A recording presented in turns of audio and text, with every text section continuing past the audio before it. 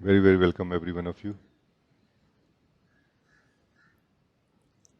It's such a joy to see all of you today in this satsang. No?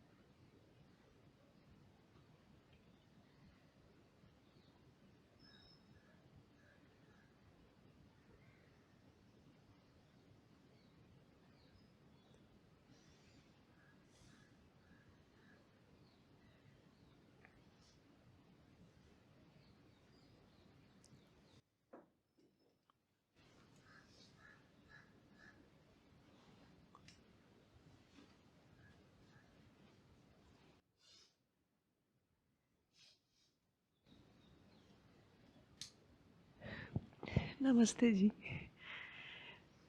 Ji, you just shared about how we hold and why we create and we maintain whatever inside, feeling this, that, so many things. And it's just noticing me because in like after yesterday meeting, I just feeling some different sometimes I'm feeling nothing in my head or like empty, and sometimes I'm feeling like shocked or like nothing in my control, something like this. Like overall, like now I feeling like sadness and like so this kind of feeling. Then you said the thing that I laugh also in myself, like yeah, just it's true because I just imagine like I'm feeling this and I'm holding this and I'm noticing all the same time, but it's not ready to leave this whatever I'm feeling. So, ji, please say something because you are just starting with this. So, continue. I just want to listen. I would just like to share a little bit basic that may bring shed some light on it, no? And then if further exploration necessary, we will continue.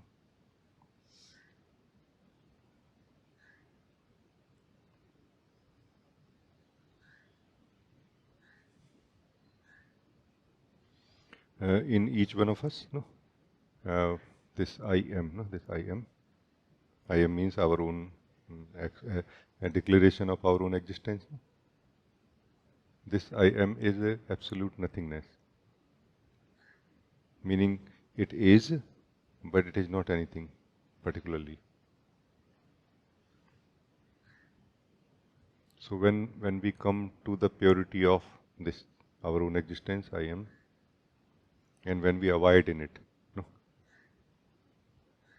and we do nothing else, let's say, no, in that moment, uh, as if everything that we have been experiencing, including the world that we experience through the in the mind, in the space of being also, all of that kind of collapses as if it collapses somehow into emptiness again. And only the emptiness or empty being remains, which says that I am. And it says nothing else. It does not say that I am this or that. It also does not say that anything else exists except myself, which can be perceived or which can be experienced. This empty or pure, living in this purity of this I amness is what is samadhi, in which there is only self. There is not even an idea that I am the self. There is not even an idea that I am abiding in the self. So all those ideas, all those activities, all those even sense of a state or anything are something which we leave behind into the purity of being that we are. No? Like this, when we stay in this samadhi, in the purity of our own being,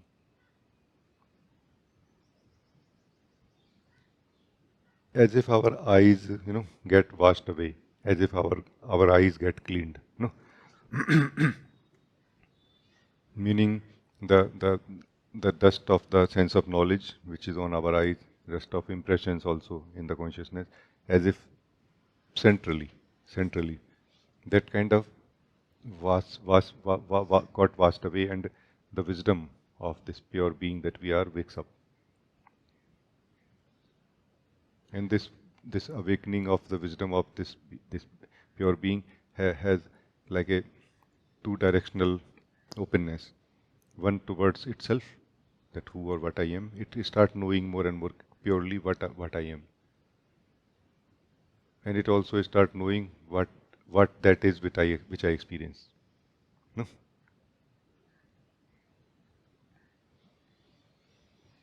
Like it start becoming clear to it that what I experience is not something independently existing. It is something which I create and maintain, and then I live. Like it has kind of three steps to everything. First, I create something out of my desire, out of nothing. I create something. No? Then this I am maintains it also so that it can live it, meaning it continue giving life to it. Like I heard this from Osho that we don't need to know who we are. We don't need to make effort to know who we are. We just have to stop making effort to maintain the ego. So we are by effort maintaining the ego, meaning by effort we are giving energy to ego continuously. So what we are maintaining is some object within ourselves, and we are calling it myself. Knowing this I am is knowing ourselves beyond what we think we are or what we really are. No? Like knowing the uncreated self that we are, not that self which we ourselves have created. Knowing the unmaintained self, that is what is effortless self. No? So the path is very simple. The fundamental path is very simple. The more we live in the truth of who we are, in this emptiness of who we are. And obviously the emptiness here is not an experience of emptiness. No? So that's why there is always a confusion inside us when we are coming back. That shall I pay attention to what I'm experiencing? Shall I pay attention to who is experiencing it? No. Because of this we have confusion. Because we feel that these are two different things. However, as we were also talking a little bit, that once we come to the purity of our own being, we know ourselves as nothing. That I am nothing. And when we open our consciousness towards the objective reality, then slowly we know I am everything. Meaning, everything that I experience is made of myself only. No? I am everything basically means that, in a very simplified, language, that everything that I am experiencing is made of myself. It's not something independently there when I don't experience it. This is one of the biggest confusion we might have. I kind of know that we might have that thoughts still exist when I don't live them. No, they don't. That body still exists when I don't live it. No, it doesn't. Then why we wake up in the morning every day? Because we continue living the body in the deep sleep also. That's why. And the day we will stop living it, the day body will dismantle, or how to say, disintegrate. Like this.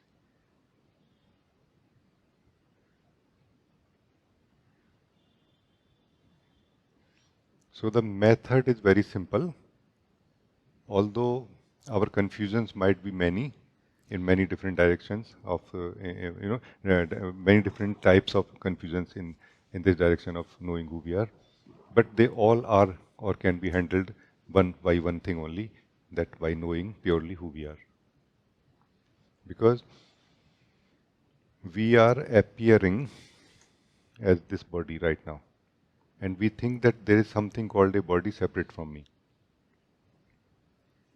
No? So let us look at the body right now. Everyone, you are very welcome. Let us actually experience this truth which I am sharing also. No? So let me give you a little background that there is one state or a statement that I am this body, no? which which comes from the state where we are not knowing who we are right now. No? So for that for that state, what we do is that we focus on ourselves first. That whether I am the body or not, let's not focus on it. Let's more focus on who I am, who is saying that I am the body. Then like this we will come to the purity of I am, the emptiness of the being. Then afterward we again open our eyes towards the body, and then we see what is the body, where it is, am I the body or am I not the body? And there is a mind in between. Mind means a collection of impressions and conclusions which will declare that I am not the body or I am the body, one of the two, and both are false. Both are false. Neither the statement that I am the body is true, nor the statement that I am not the body is true.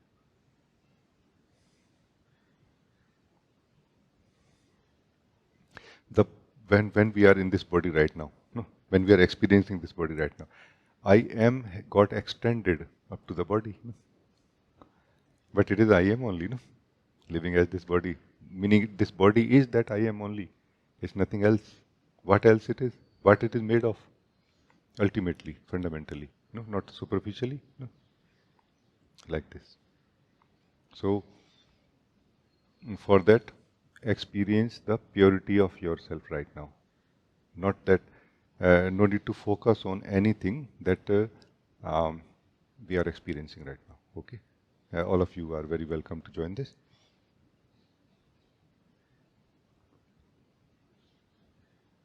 So there will be experiences, there will be engagements, there will be like pre-engagement in a way, like pre-commitments and all, which are felt inside that I have to do this, I have to attend this, I have to solve this, I have to understand this.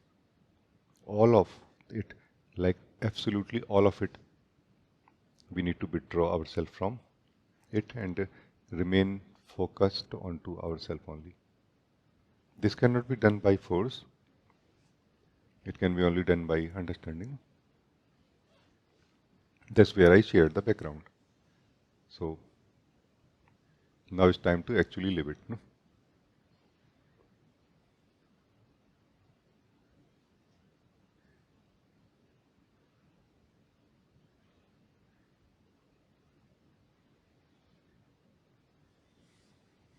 So what we are doing right now is that we are living the purity of our own being, and we have given it a simple name, I am.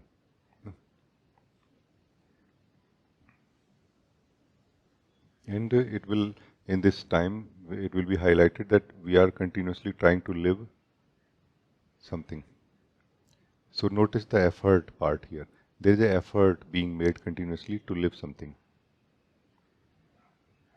Whether we are trying to see a thought, we are trying to think a thought, we are trying to feel a feeling, or we are trying to watch a feeling, this is effort. And we need to withdraw ourselves from this effort right now. We need to ignore, like disengage from this effort right now. Because to focus on ourselves, we don't need effort, we need only interest. To live the purity of our own being, we don't need a journey, we only need to stop.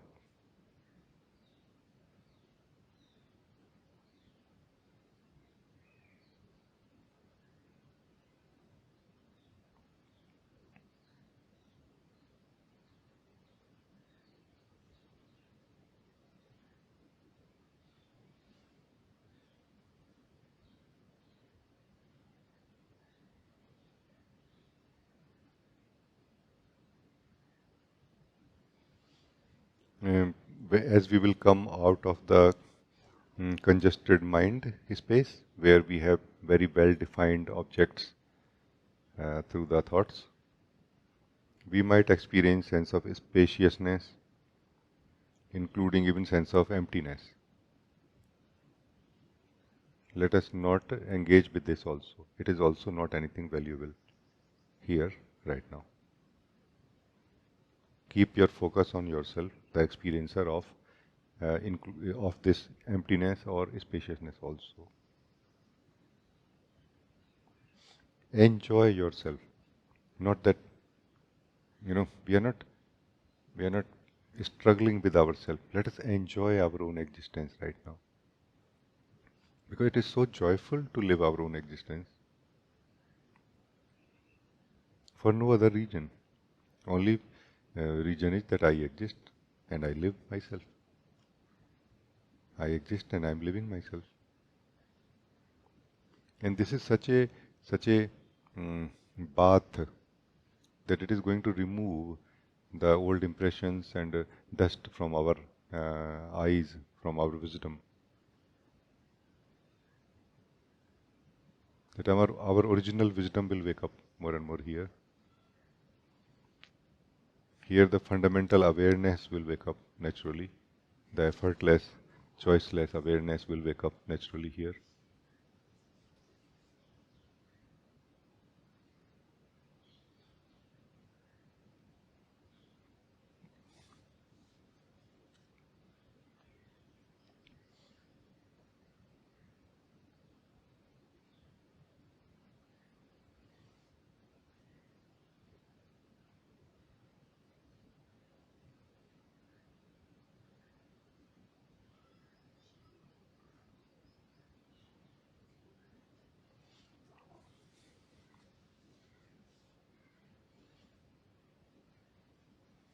And let us have enough patience and vigilance when we are settling in the purity of our own being.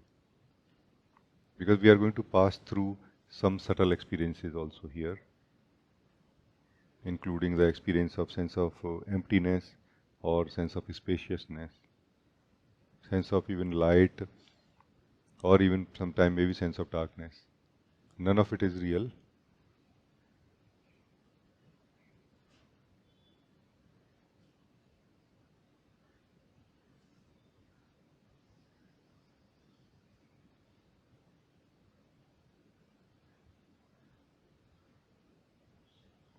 Who is experiencing it is the real. Who we are, this I am that you are, is only reality.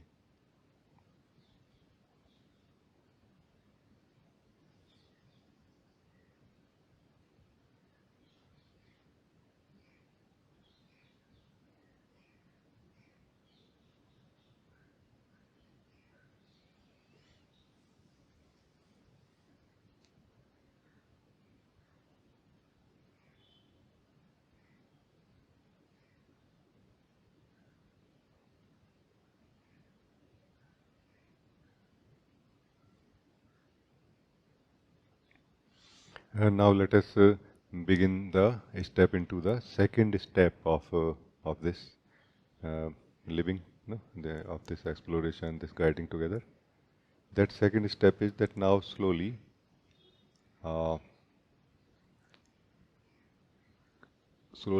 open your eyes in a way. What it means is that internal eyes, which is what we know as awareness or consciousness, the objective consciousness. Meaning, allow yourself to become conscious of your body now, while continue living the purity of your being. Only body, just one thing, physical body and breath. Both are kind of a package, they come together. So allow yourself to feel, to see, or to be conscious of your body and breath while remaining in the purity of your being.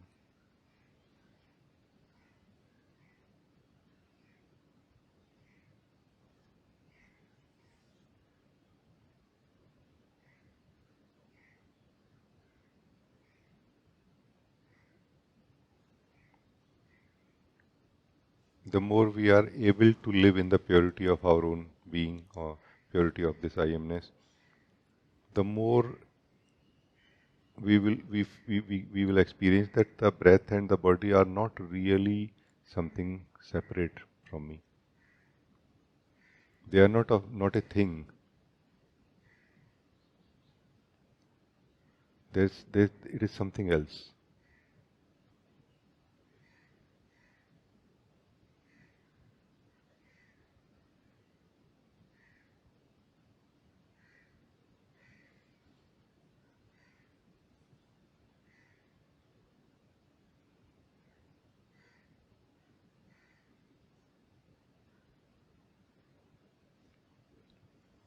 And as you feel confident or more stable in the purity of your being, you can open your physical eyes also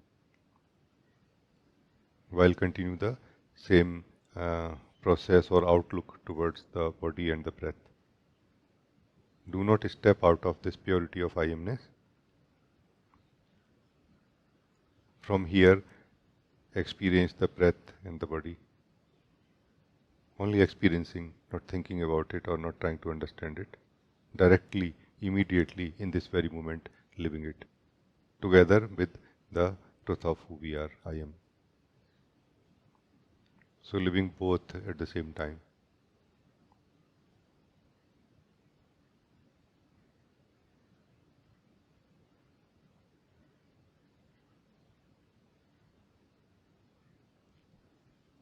This is how we internally know the truth of this I am and the truth of the breath and the body. Internally, not through the mind. This is not experiencing or knowing through the mind. This is directly experiencing.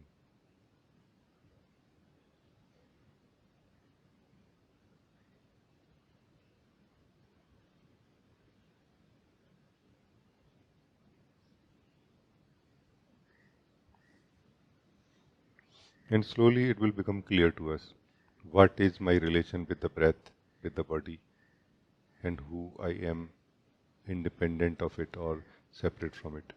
All of this will make so much sense very simply, very naturally, without thinking, just by living the purity of our own being, and then after that living the breath and the body from the purity of our own being. Just this one two-step process is sufficient.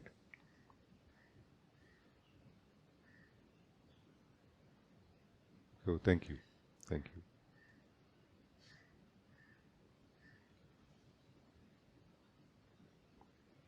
you. During this time, a something something called mind or individual mind or personal mind or ego mind will also be highlighted,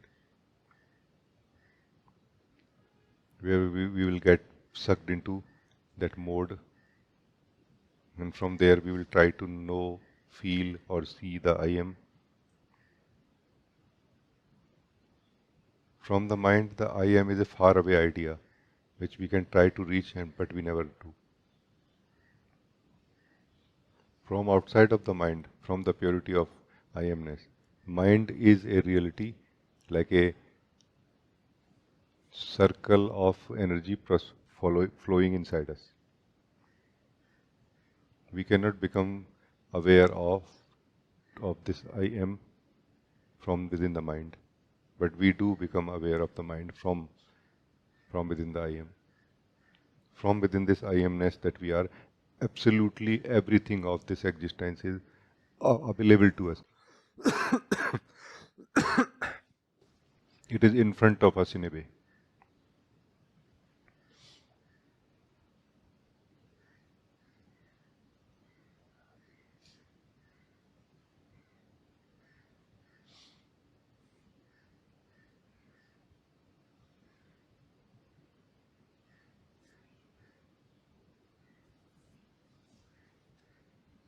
So very nice. Now tell me, how is it? Did it answer your question, your query, or your confusion?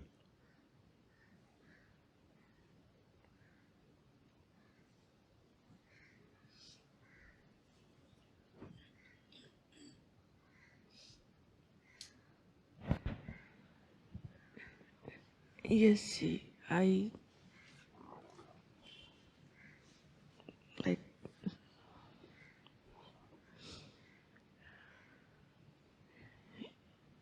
if I am quiet or I am not giving my attention to anywhere, or like I am totally in I am, then nothing is bothering me. Just more rooted in myself. Yes. Um, what it means actually is that when you are right now rooted in yourself and not giving any attention to anything, then nothing is bothering you. What it means is that you are not coming into the ego mind or ego state, and nothing bothers you. No. In the pure state of being, nothing bothers us, but it doesn't mean that nothing exists. Meaning the desire of the being that you are exists, which is manifesting as objects which are being perceived or experienced by you, the body and the breath. So do not do not don't kind of isolate that which is being experienced by you right now from the pure being that you are who is experiencing it. So very clearly experience the body right now. But do not get unhooked from the I am right now. That's what I'm saying. Because this is where the falsity of the mind will be highlighted. That mind is something where we are maintaining the images or imaginations of everything, including imagination of ourselves and the imagination about the body and the breath also. You know, when we live the truth, truly, we do live the false also. No? So don't look at this thing, this moment, from the mind. But there is no need to have fear of looking at the mind from truth. No, that's what I'm saying. So remain in yourself, but don't be afraid to look around. Look around and see what happens right now. If we forget ourselves, our purity of being, then yes, we will get sucked into that other state called ego. No? And then things will bother us. Yes, true. So things don't bother the pure being that we are. They bother the state, a certain state in which we are. No?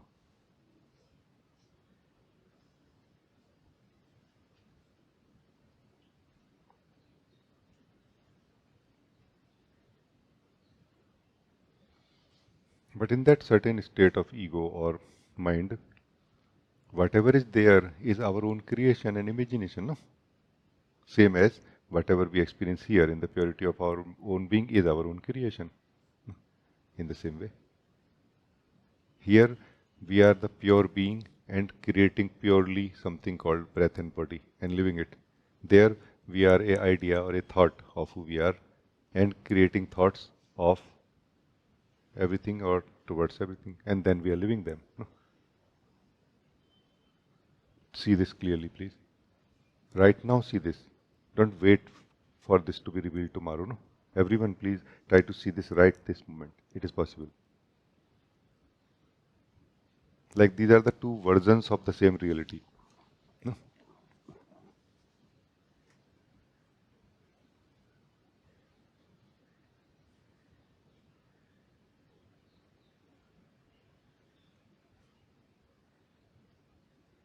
So please report to me, give me some feedback. How is it now? Now I am really feeling my body and breath, like living it purely, like. Yes, yes. And that version, it's like a just imagination, and that imagination start feeling like a real and start bothering, and same time I don't want to leave also, like I want to live that, and start struggle, like I want to leave it, I want to leave it. But uh, like, you know, इसको छोड़, मतलब I just hold it but don't want to. I want to leave it but don't want to leave it also. Yeah. same time. Like I want to leave it, but not able to leave it also. Yes. And yes. same time holding also. Holding also. Yeah. You're right. I mean, this is the reason that it is not easy to become free from bondage, because bondage is a very strange kind of state where we got divided in nature, in the desire. Our desire has got divided here, that we want to live that which we want to leave, you know, and we don't want to leave that which we want to leave, you know, like holding and shouting, I want to be free, I want to be free, you know, like this. Yeah, but let go first of all, you know, then we can be free. No, no, no, no, no, no, no. If I let go, I don't have anything. No. You know, so we have a fear of not having anything also here. So if I let go, I will not have anything, and there is no guarantee that I will get something nice after letting go. You know, these kind of so many confusions are here, and to work through these confusions is not easy. It is fine. We do, most of us, up to some degree, do that, which is what is, you know, spiritual progress, no? Like becoming more mature slowly. That at least this I can leave, this I can let go, at least, you know, like selectively we are able to let go of certain things, that this is absolute garbage, so let me let it go. Yeah. Or this garbage I don't need at all. Rest is also garbage, but rest I kind of, I'm not certain that I will find some jewel or some diamond in it. I have not scanned that. You know, what is being conscious of the mind? Scanning the garbage. No? Is there any diamond in it? Is there anything useful for me in it? No. See, exactly same happen like. And I don't think that, I don't mean that there is nothing there or there is something there. You find out. So it is always good to find out rather than believing. No? And whoever goes in the mind with the light of consciousness, with the attitude that I want to see, is there anything useful for me? They come out of it only laughing. That why I did not look at it long time back, why I wasted so much time. They just come out of it and they just turn away from it in a way. Like, you know, they turn their face away from it. And where they turn their face now? Towards themselves. Which is the pure light, truth, creativity, creative force. This I am is pure creative force. It does and can create anything out of nothing. And that was just our own imagination. That's why we were troubled that I have to make effort all the time. So if you want to go into the mind, first you will have to maintain the mind. And that's what is laughing. You laugh that, where is mind if I don't do anything about anything? Even mind is not there to go into it. You know, so this is what is being relatively conscious. Spiritual growth is being relatively conscious. No? But fundamentally. Yes. Will you say it? Yeah. Geez, exactly that happened like when I like don't want to leave because nothing will with me then. So that's why this let go is not happen. So and then some kind of like a feeling anger and some fear, like if I leave this then what? You know, So yes, that feeling also give me more like frustration, like I want to leave it but same time I want to live myself. So understand. When we want only superficial changes, you know, in our life in the direction of happiness, no, then it is fine to work on these things, no. But when we want fundamental changes in our life in the direction of joy and happiness, then something else need to be done. What that something else is, that let's not touch these things. Let's more get out of them first. And it is possible to get out of them. Them means the mind state.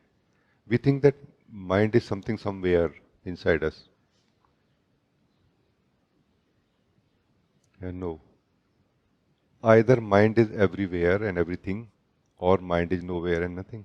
No. So mind is a state in which we are. Not mind is a thing in which we are caught up. Mind is not a space in which we are imprisoned. Mind is a state. Can we feel it and live it right now? Mind is a state in which we feel that my body is my imprisonment because I believe that I am the body. And also mind is that state from where, in a subtle state of mind, we will feel that I am not the body. Beyond the subtle most state of mind, only we can experience the body as it actually is. Body is self. Body also is self. The word is also the self. The word is also the self. But in the beginning, yes, it is very important and useful to know that I am not the body. So that our focus can come on the essential nature, our essential nature. No? So mind is not a thing from which we have to get out, like there is something in my space, like one portion of my space is called mind, another portion is called self. It's not like this. Mind is an outlook towards the whole thing. Mind is creating the mind and the self. And out of the mind state, from the pure state, the self is the self and the mind is also the self. Meaning there is nothing else except the self. That's why the joy. Because there are no divisions and incompatibilities and confusions and struggles. It's one thing which contains everything. It's a multi-dimensional reality. This I am is a multi-dimensional reality when it is interested in its divine play. Meaning when its eyes are open. When it is not interested in play, it resides in its emptiness. That time, there are not things to be destroyed because it has created them, it has to destroy them. They have been dissolved already, the moment it closes its eyes into its emptiness. It's a maintenance-free divine play that this I am is playing. No? There's no maintenance involved that, okay, before the play and after the play, the preparation and set down or set up. There's no setup or set down. Because everything is made of this I am. The ground, the playing instruments, the players, everything. All the time. All the time.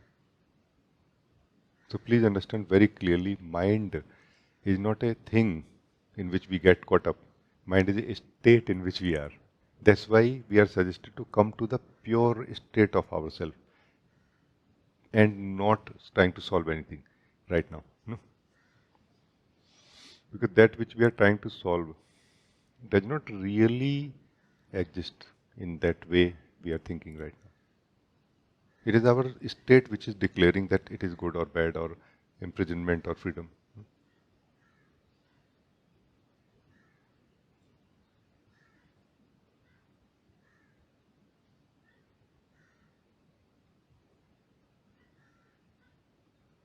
In the pure state of I am, bondage is not found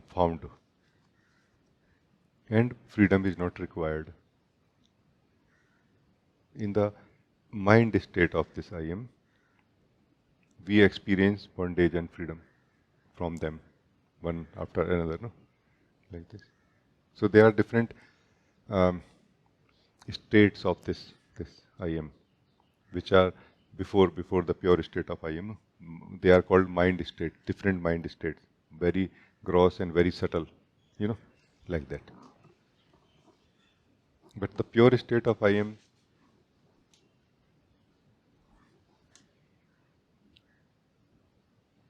you know, um, does not, it does not really divide anything. It does not divide anything, like even in time.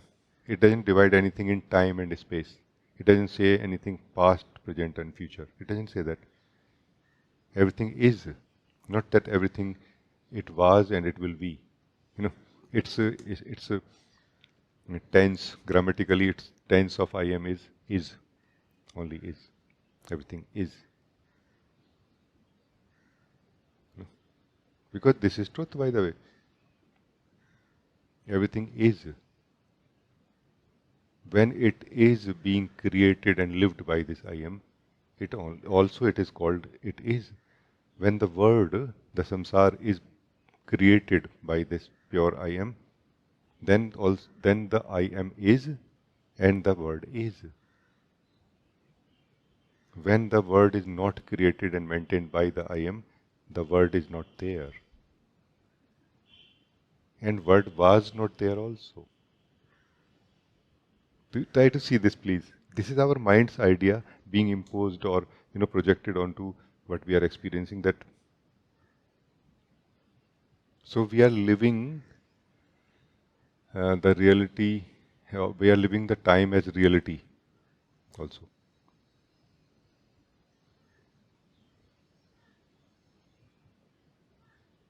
The more detailed reality of time we want to live, the more we have to maintain it. The less detailed reality of time we want to live, the less we have to maintain it. And if we don't maintain at all, no time. There is no time. If we don't maintain the time, the detailing of time at all, there is no time. Because what happened yesterday, or the yesterday itself, what will happen tomorrow, and the tomorrow itself, and what is happening today and the today itself, all of it is just one thing. It is being experienced by this I am, this absolute truth. No? I am is this absolute truth. No? It kind of takes some time. I heard this from Osho, that truth cannot be known in bits and pieces. Truth cannot be known in parts. It can only be known as a whole. Because truth is not a divided thing. Maybe I can say in my more simple language that the absolute truth includes everything. When this absolute truth is known, everything is also known with it. Meaning it is one truth known, including the time and space and the word.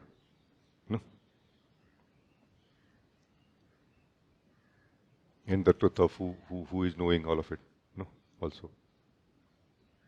And the relative truth is what we kind of can say progress that is happening. Like closer to the absolute truth is like more progressed state of being. Do you see what I mean? Like more clear seeing, but in a relative sense. Not the absolute. Absolute clarity is only present in this absolute purity of this I am-ness. So like this truth is one, but being experienced by us as so many things. As the experiencer and the experienced, as the perceiver and the perceived also.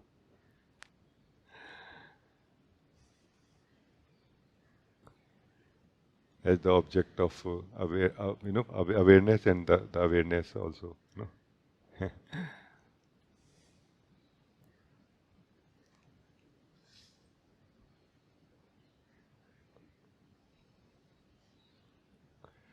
When, let's say, you become aware of your body right now, okay?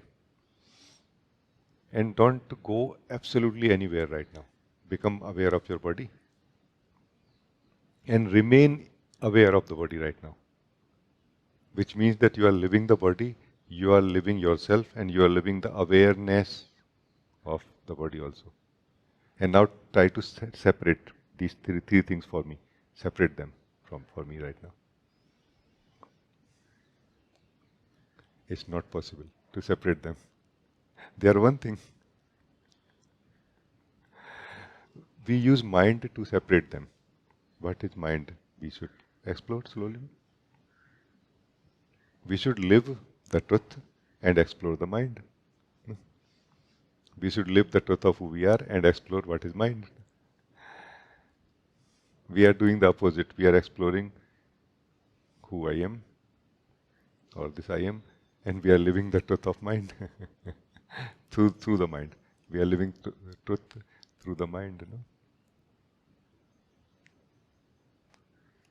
That's why it is going to be like this. I also noticed in different times that the statement, the discovery I am, is so powerful, very calm. It's very calm, very silent, and very kind of small in a way thing, small thing, but it's very big thing at the same time. When somebody discovers really this, it looks so big, like the biggest of all that has been discovered so far. But someone who is looking at it from the mind looks like, yeah, I have discovered this. Like last week, I came here.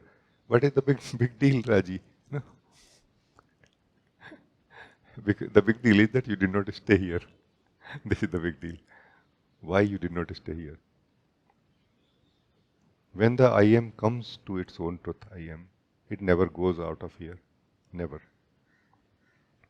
But when the I am living in the mind state and living as an identity in the mind comes here, it goes back home. No? It goes back to mind, no? Where it has its world, its kingdom, no? Where is our kingdom? It is in the mind, no? Our world, our life, everything is in the mind. So we try to take this truth of I am there, which is not possible. No? It looks as if we succeeded, but as soon as we kind of, sometimes we say, no, as soon as we go out of satsang, it's gone. That's why. No? Satsang is not really a process or a place to take the truth into the mind. It is a process or a place to get out of mind into the truth of who we are. From here we can live the truth of who we are, and also we can know the truth of mind. Like what it means to be in the mind. In a way, we know that slowly. No? So are we good or not? I felt that this is kind of important and very deep exploration, living of truth happening. That's why I think this continued in this way. No, thank you.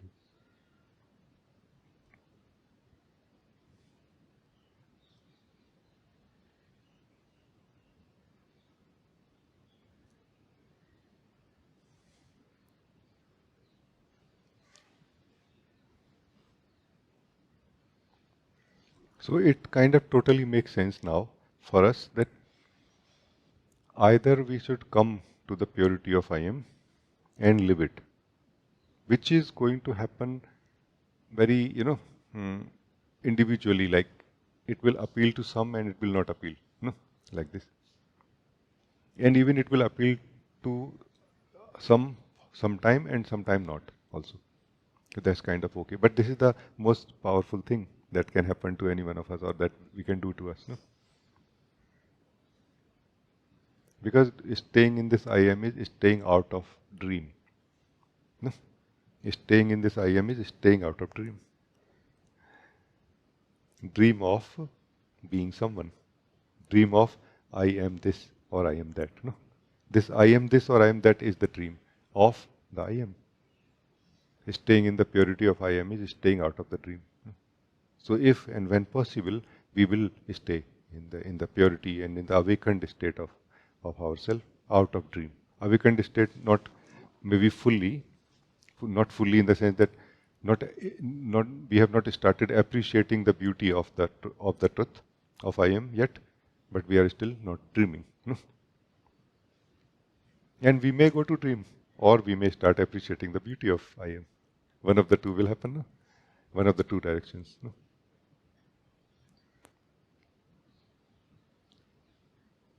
So this is one for sure the best approach in dhyan, the fundamental way of meditation. We come to this I am. We live in this purity of being. No? The other possibility is being relatively conscious. So this is the another possibility, of being relatively conscious. And there can be so many different approaches, and there are so many different approaches. Like being conscious of the body, for example, is not really about body so much. It is about the one who is living it. No? Do you see the point? Like when we try to be conscious of the body, we inevitably start becoming conscious of who we are, who is living the body. So, it's like this. Being conscious of the mind or thought flow also. It's really not in this process of being conscious of the thought flow. It's not about what is flowing in the mind.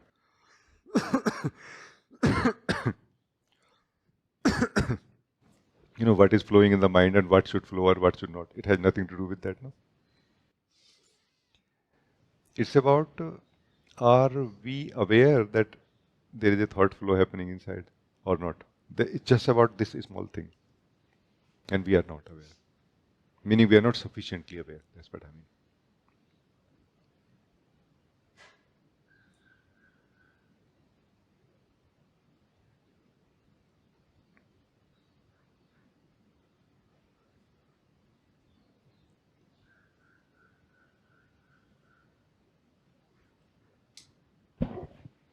Gee, I want to check just so we need constantly aware. Otherwise, either we lost in the mind or we going to sleep, like feeling like a relax and just fall in sleep. It also You can are happen. right. We need to be constantly aware. But this is a very stressful state if we try to be constantly aware. It's a very stressful state where forget about living anything, no? We cannot even feel comfortable in the body and the breath and the being. No? So it's not going to happen really. And I feel this is not the right approach also. But there is something in between. Like what we know as vigilance. No, what is vigilance? Vigilance is being conscious, being aware, but in a very subtle form. Like in the base, even when you are not aware of your thoughts, you remember that I want to be aware of my thoughts. But right now I'm doing some work somewhere in the body level or something, and as soon as I finish that work, I will return to being aware, let's say, of thought if you want to be. You know. So doing things in the day, but in the background keeping that remembrance, that base. This seems to be a very good approach, I feel. Otherwise, it will burn our body and mind if we constantly remain conscious. In the beginning, what we call burning is happening or heat is happening. That is why, because our body, mind, and brain, all of it is used to a very, very less consciousness right now, and we all of a sudden increase the degree of consciousness, and we constantly keep that degree also. It's going to obviously like increase the temperature in a way, in a very subtle sense, and that's why we feel that I don't see anything burning in me really, literally, but I clearly feel it is like a burning. No, what is that thing? Like why it is so true for me and nobody else can see from outside? No, that I'm burning continuously. So I don't see that all of a sudden, if we increase drastically the consciousness level, then maybe for some it will work when they are too desperate in knowing the truth. And they damn care about their practical life or body or mind state or anything, which I totally don't suggest to anyone. Or meaning, I'm totally saying that no, this is not a good way.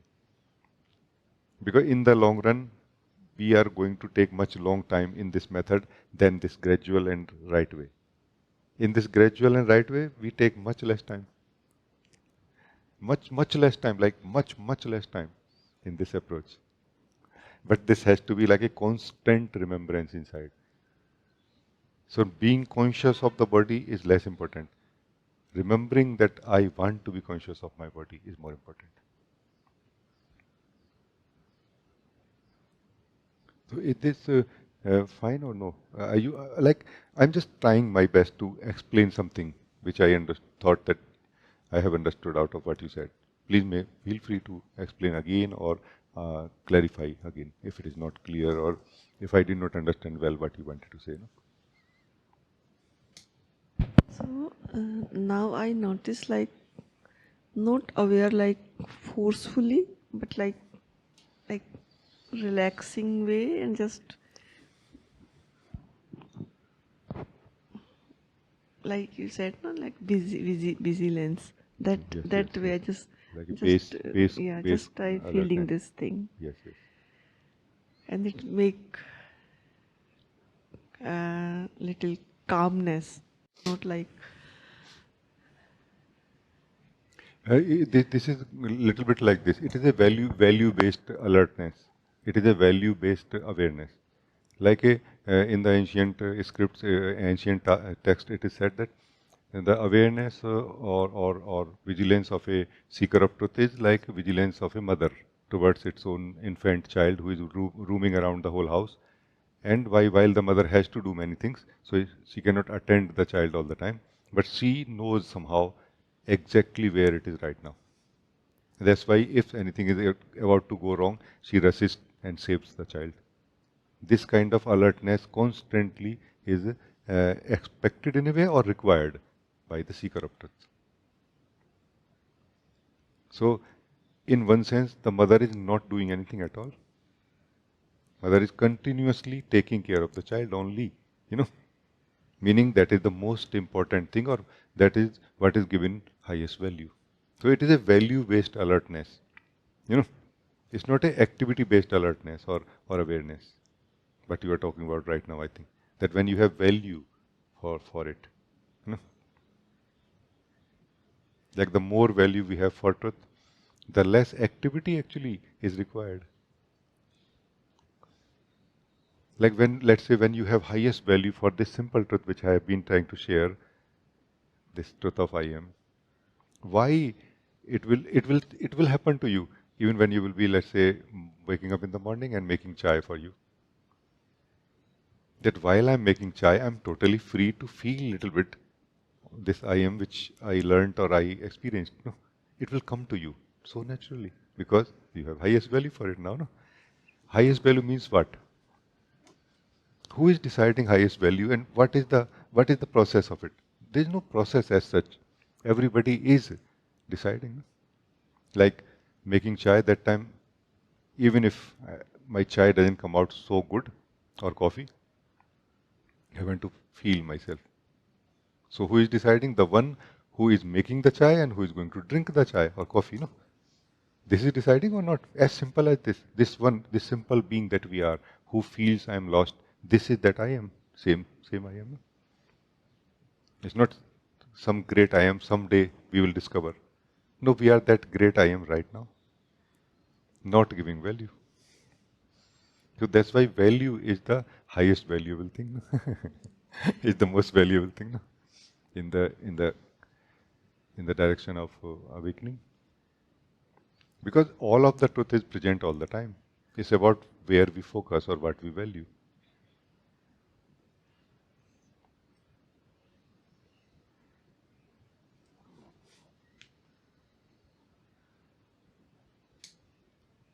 now I feel like contented and satisfied.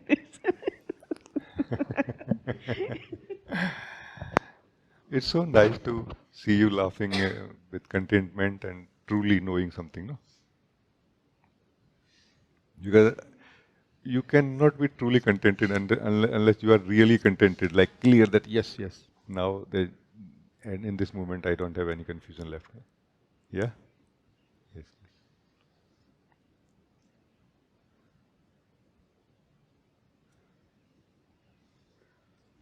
This I am that we are is not a isolated uh, sense of existence.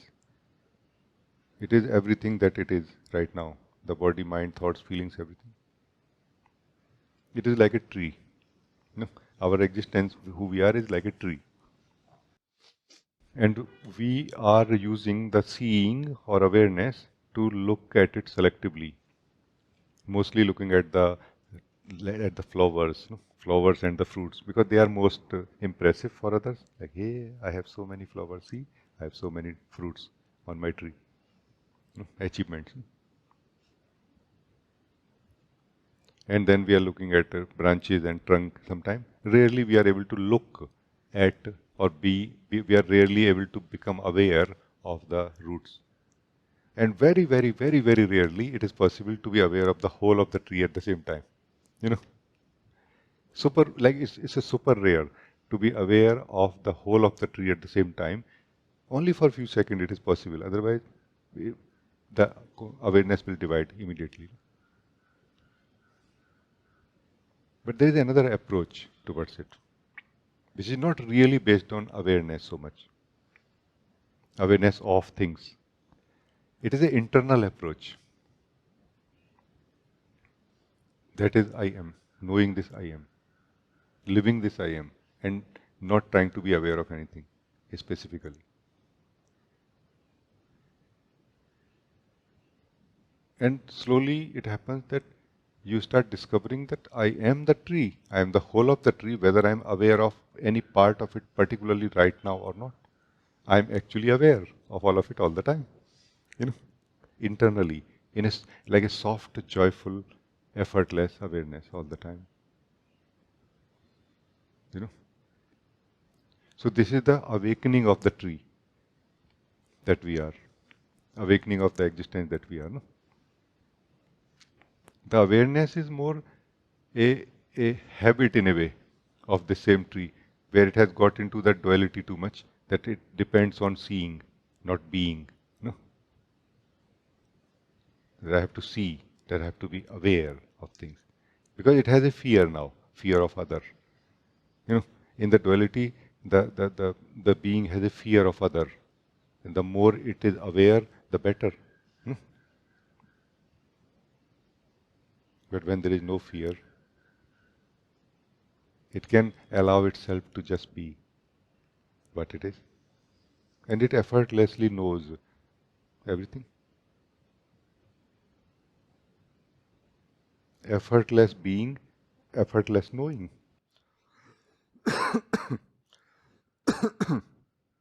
This really is the best package in the direction of awakening, the best approach. No? But it doesn't, the only problem is that it doesn't appeal to us. What I'm going to get out of it?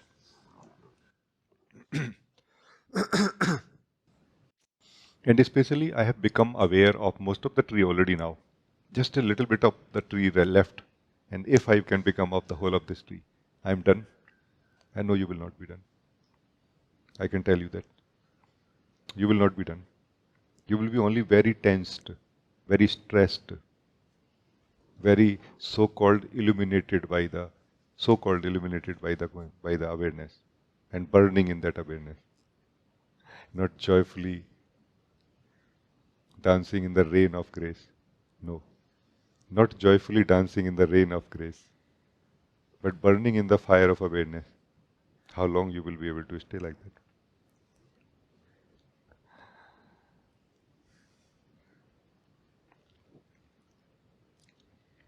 So this being aware is basically a dualistic approach. It is the approach of the individual self. Knowing or living this I am is the non-dual approach towards the non-dual reality of who we are. No? Like this. Thank you. Very, very, very, very nice. Thank you. Thank you so much, yeah. You explain like every doubt clear and like so in details, and finally I feel this. Yeah. So finally you Thank will you. become simple again. No? Yes. Like Thank you. you will become ordinary again.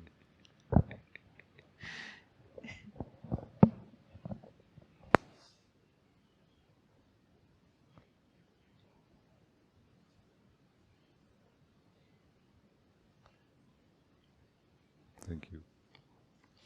Yeah, Hilde, you want to talk? It's a very joyful meeting happening, but I sense that It will be nice to talk also to others, every one of you, as much as you feel. Yeah, Hilde, please, you can talk. I didn't feel to interrupt your flow because it was so beautiful. There were things that came to my mind when you were talking.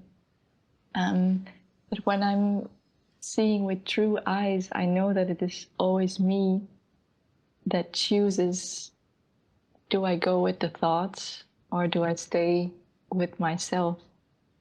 And there is no separation. It is the same one. And Guruji said the other day that mostly we suffer from forgetfulness. And I felt it is so true and exactly the same what you say right now. Remember that what you actually want to do. So when I come back to the mind, it immediately covers up this true intention and I just forget about it. There can be hours and then I'm like, wait, I wanted to do this thing, but it is just like, it's so sneaky, like it takes it and hides it. Yes, and yes. it even says like, you forgot how to get back to your real self. And it is not true. It is, Yes, yeah. yes, yes. You are very, very right. It's this play of mind starts with a joyful play, in the beginning, and then we get hooked into it. I remember we were doing some work, and there was some object made of, steel or metal, something. We were trying to, do some work in the inside, like curtain holder and things like this. And our niece was here, no, and one of the holder, like a round thing, was there, lying on near her her feet, and she was insisting that play with me, play with me, play with me. I said, no, no, no, I don't want to because we are busy. I said, okay, can you pass this to me? And she rolled it on the floor. I said, okay. I picked it. She said, now give it back to me.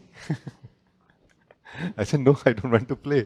No, just one time. Give it back to me. I gave it one more time. Then one more time she did. And you never know when you got into the game. And she was enjoying the game. And I was like, oh, I had to do the work. So for so many regions, we may and we do forget our focus. And I really don't want to blame the distractions for it, which are created by the mind. As if we have sort of a dividedness or readiness inside us to be distracted. And when that is removed from us, no? When we have come already empty, empty of any and every other intention except that which we have decided to do.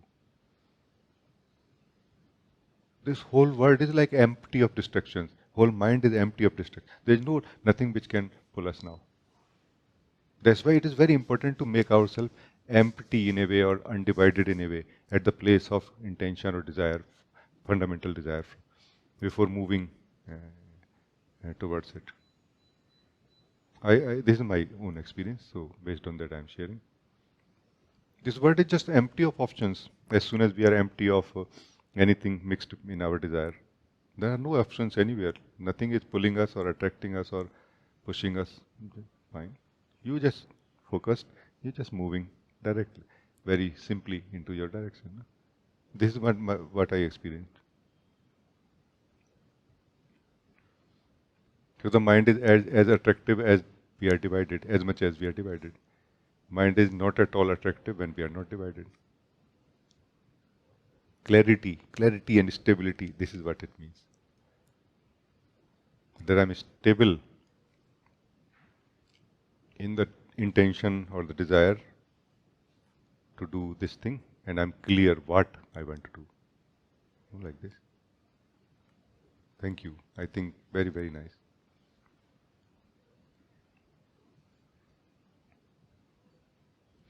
Because it doesn't look like being conscious or being aware of these things is a very rewarding thing, very, very rewarding, Because this, the wisdom that has been achieved here in you out of this will stay in you next time also. Like, oh, like it will show you, oh, see, the same thing happening again.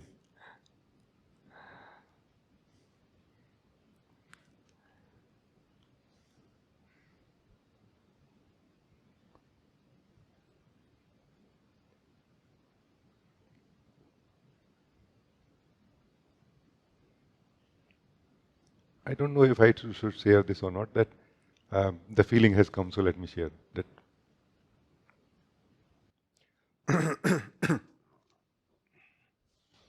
Let us try to explore living as the being and living as ego. No?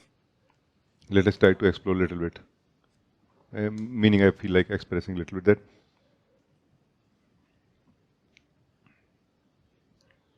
like living as a person or living as a presence, something like this in a way. No? I would like to call living as a person or living as an individual soul. Okay.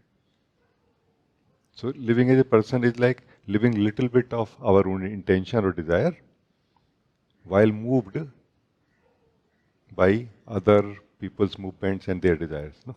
And we join it little bit, no? Our friends and everything, which is kind of totally fine. No? Individual is where we focus on our own desire only, which may appear to be selfish from outside, because in one sense it is.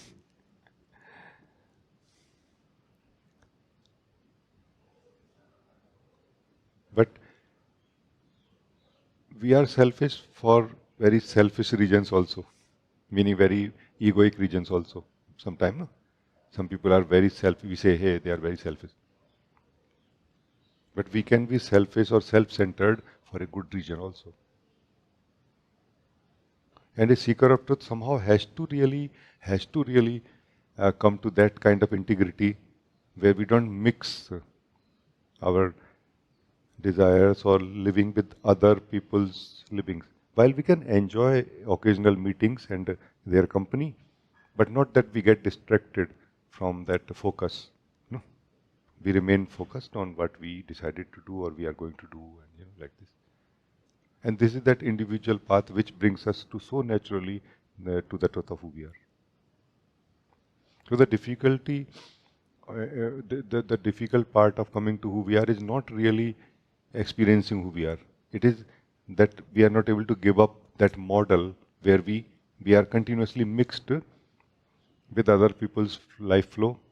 We adopt that, we go for it, and somehow we are used to of it in a way now. Like it has become like our normal life that when others are not there, we feel lonely. No, what is feeling lonely?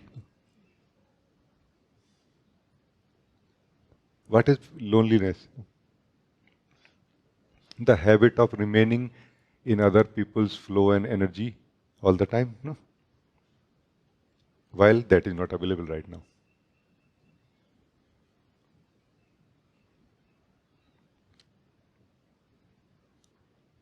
There is another name for the same experience, aloneness, which is a outlook of a seeker of truth towards the same thing.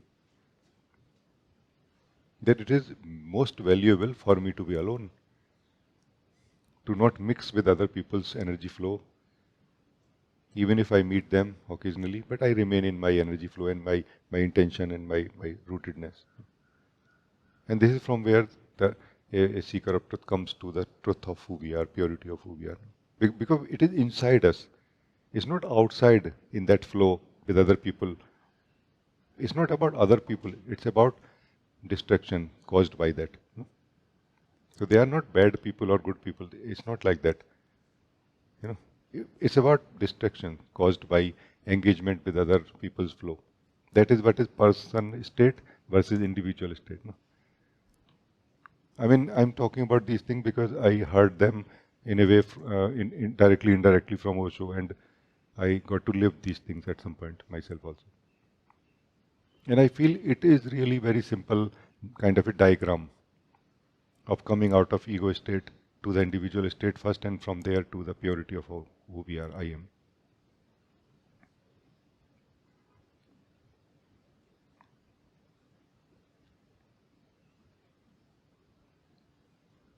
And I'm not obviously giving a advice to anybody that you should do this or not. I'm just showing certain things so that based on where you are and what you want, you can be benefited. No? I'm just sharing knowledge or showing some mirror in a way. I'm not saying that you should move from person to presence, person to individual or not. No. But I generally feel that when you have come here, your intention is to come to the purity of I am, no? For purity of yourself. And for that, the right place is individual, not the person. No. Individual is the right place. Individual position is the right place for it.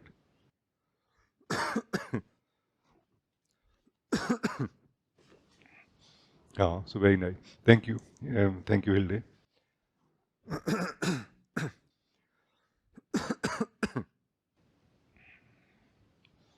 Thank you, Hilde. Very, very nice to interact with you and to be clear about it.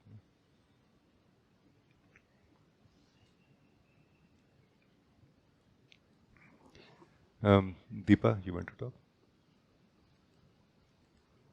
Namaste, Rajee. I completely relate with your thoughts that, yes, there is one individualness, and then there is, one state of us where we are involved with other people. And what I have observed is that even when we are around other people and I don't resonate with people, it's my choice that I can remain in my being and enjoy myself. So at times it sounds rude to other people that, I start enjoying myself. But is it relevant? Or like, do I need to just, give in and be with others? I mean, depends on each one of us. No, it's an individual call really here. I mean, I would not like to give advice to anyone, no, about these things or anything actually, for that matter. It's an individual call, no.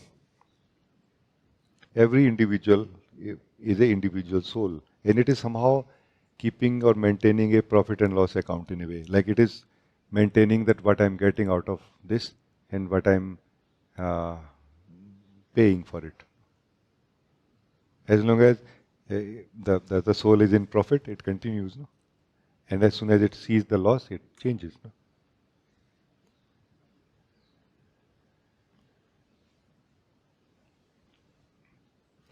But one thing I would like to add here, which maybe has not been seen by you yet, that there is a reality of other people minding when you are isolated in the party or in the group.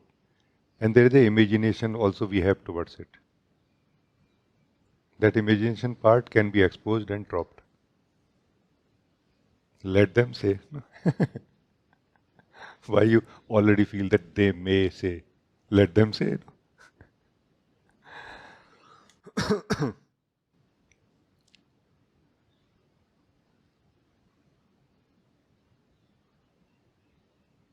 So this is something which at an individual level, there are a lot of imaginations and beliefs about it also.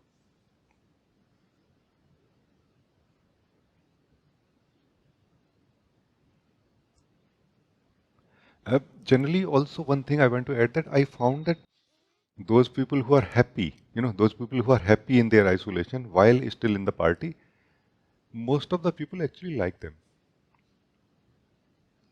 People don't hate those people who are isolated and happy. People don't like those people who are isolated and unhappy. Because somehow it feels like a fear, like they're doing some conspiracy or something. Those who are happy people, everybody welcomes them, even if isolated.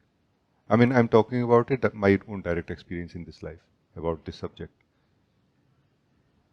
People like you when you are happy, isolated but happy. Like truly enjoying your isolation or your aloneness, even within the party.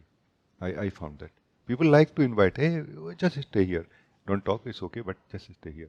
People like happy people's company. So just sharing in case it can help you in some way. Please say anything else. Yeah, it's completely relatable. The point you mentioned that yes, people like you. But yeah, there are certain individuals which can't, they start seeing your light or your cheerfulness as something which triggers them, right? So then people start acting up weirdly, and then. But yeah, you can see through things.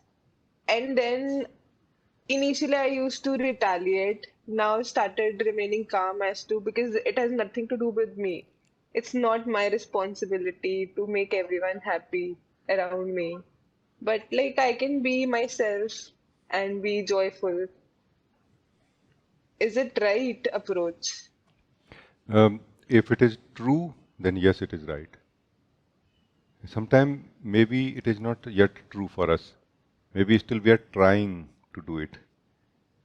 Then we have to see the good and bad of it. But whenever something is true, when we are really succeeding in it, it is just amazing. Because it is very holistic. Anything which is true is holistic. It covers everything also. No? The individual approach is a holistic approach. It's not really trying to deal with persons out there. It's just trying to live as the individual among the other beings who may or may not be living as individual. Some are living as a person, some are living as individual, but none of my business. My business is that I will live as individual, and I'm not going to keep taking readings of other persons. No. So that is the individual approach. That I don't have to do anything with others. It has to do everything. Like the individual approach is in again in I understood out of Osho's sharings that individual approach is that I'm not against anyone. I'm only for myself here. The personal approach is that I'm against some and I'm for some. But still we are talking about others. We are not talking about ourselves. So the personal state is where we are continuously attached to, involved with, and talking about others.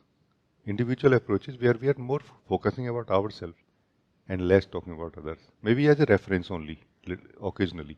But we are not really criticizing them so much. Because we have less time for them now. We have more time for ourselves now. No? So this is what I feel. Which is basically a very original approach of the pure being that we are also.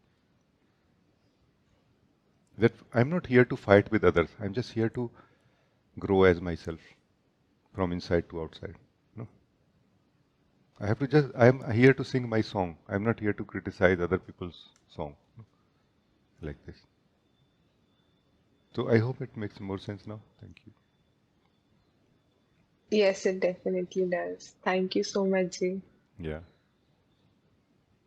Thank you. One thing that is very connected and lived by me also that I have shared like this before also that I respect your freedom because I respect my freedom. You know, so this is that individual's outlook or experience that I respect your freedom because I respect my freedom.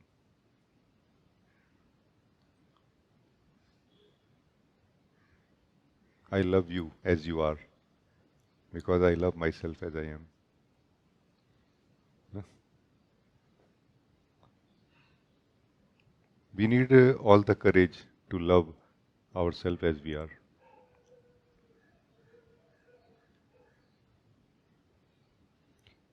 We don't need courage to love ourselves. We need courage to let go of our adopted knowledge that we have gathered from outside, the conditioning, no? Through which we look at ourselves and criticize ourselves. No? I mean, there is nothing wrong in correcting anything inside ourselves, but it is absolutely absurd to criticize ourselves while trying to see through the eyes of others, which are inside our mind. It's just absurd, basically. It's not good or bad. It's just useless. No?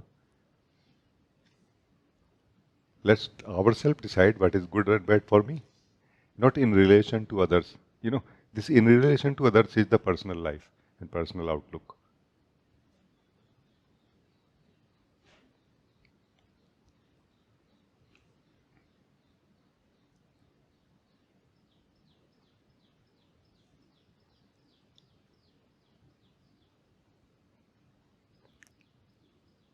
I don't know where it was this story that one lady found a bottle and she opens it and the genie comes out and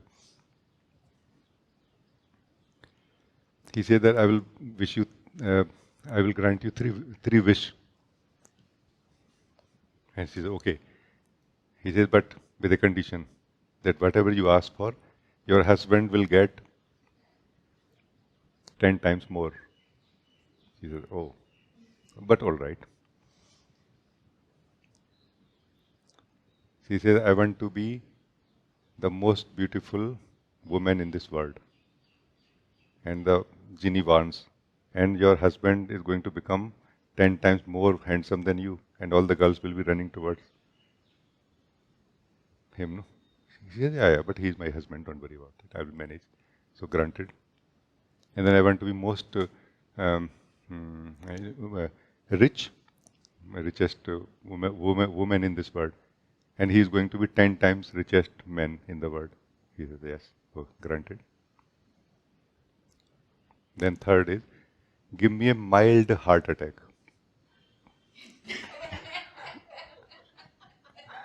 And he gets 10 times more heart attack. No? Gone. So this is that personal outlook in comparison to others, And in this, even if we get the most beautiful things in this life, they are always going to be less in some way. Like in comparison to some, there will be less. Basically, we cannot achieve happiness, peace, joy, or true happiness, true happiness of living in this body and living on this earth and living this life. We cannot achieve that unless we fall back onto the individual way of being in this body, in this life, on this earth. And we are going to, slowly, everyone, one day or the other. Thank you. You want to talk?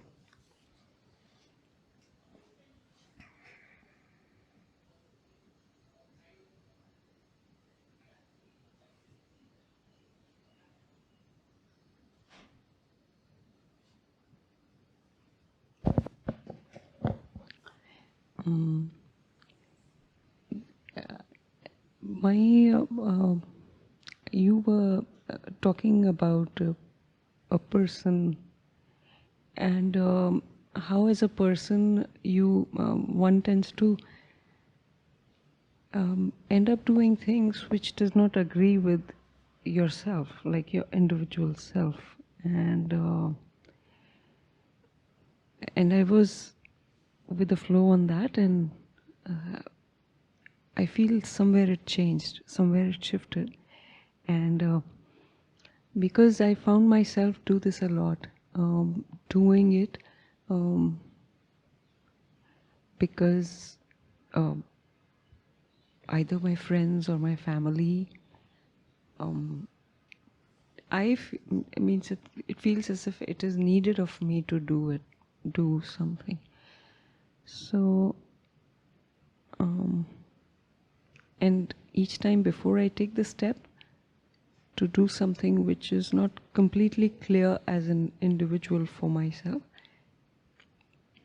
I am a little shaky that did I do the right thing? Like, am I again going to, is it again going to take it against my own will of, and my highest preference or highest choice is to become or stay as an individual now and forever. Like,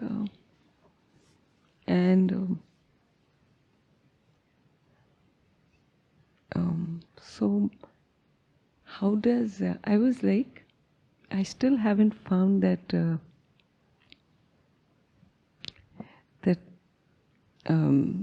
it might be stability that we are talking about, or that center of that individual.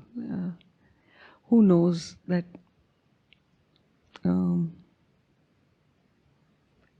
this is the step, and there is nothing to lose. Or no matter what, the individual will come into play. So, and you were speaking on the same lines, and so my question, I feel, is that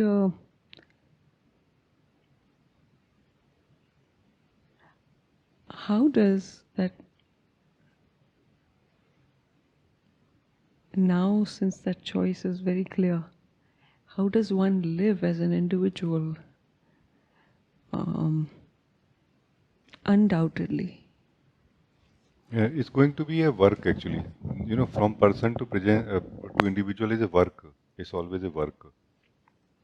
Because we are going to do the exact same things but in a different way. No.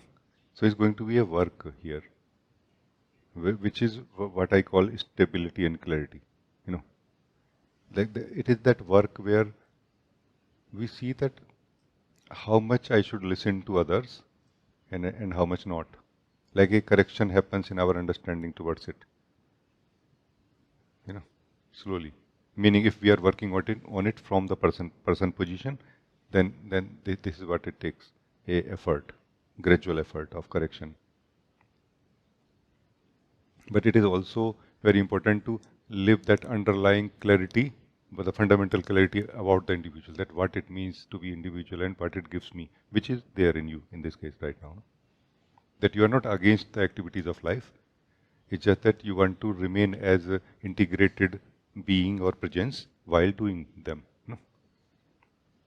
Meaning you don't want to lose yourself basically in the world when you are doing things with other people and everything. You want to retain that because you want to know yourself deeper than that. So this is like a little bit of a work which happens slowly through understanding, through contemplation, through awareness of the mind and observation of our own self, that what I do and why I do things and all. Like the more we become conscious of our own day, the more our day becomes better and start moving from person to individual more. No.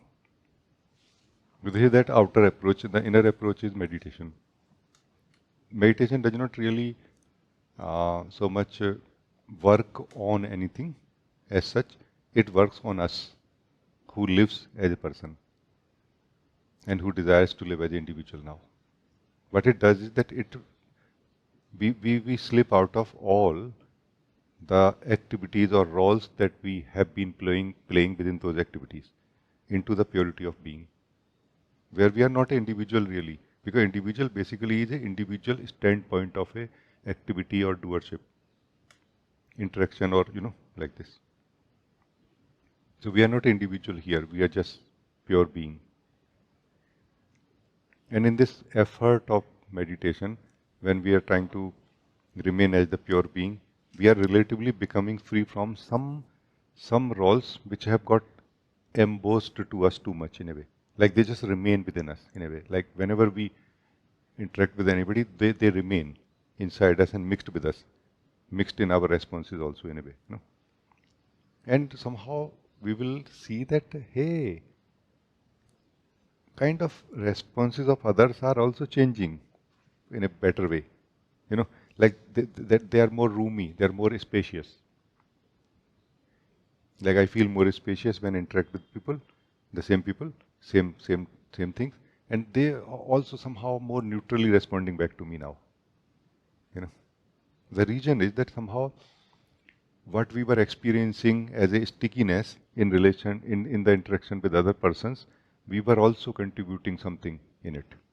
That part we have stopped now. Everybody likes a non-sticky conversation, really, generally speaking. More or less, at least on Sundays, everybody likes it, I noticed. Maybe on the rest of the days, maybe a sticky conversation, but on Sundays, hey, non-sticky, like simple. And so this is one benefit of meditation in the direction of living as an individual. Another benefit is that somehow our inner wisdom starts waking up. Inner wisdom basically is an independent wisdom, independent of the doings. Meaning it is not a wisdom for a particular doing, for a particular situation. It is independent wisdom, which is used or can be used in any situation. It is more like a natural light of our own seeing, where we see more clearly the same things, or we see more details of the same thing in a way also, but from a very calm place of seer. Like, okay. Where we see our own mistakes also. Like if something is mixed with me also that time. No? So what is there, like what we see there, it's there, it's there. A lot of it is inside us, from where we are experiencing that there, that stickiness there, we feel like this. Madhvi sent me one small, some snippet, and where somebody was saying that we can walk on a very bad road all the way with a good shoe, but we cannot walk even few steps on the best road when even a small stone has entered in our shoe. So it is not the challenges of situations outside, but it is the weakness inside us that causes defeat or struggle. What is that weakness? That is something mixed with us. Like the world is mixed with us. The roles that we have played in the past have got mixed with us at the place of individual, while we are now playing freshly same or similar roles.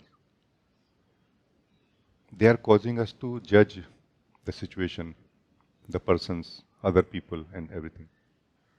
And we somehow, the more conscious we become, we sense that weakness is there in me.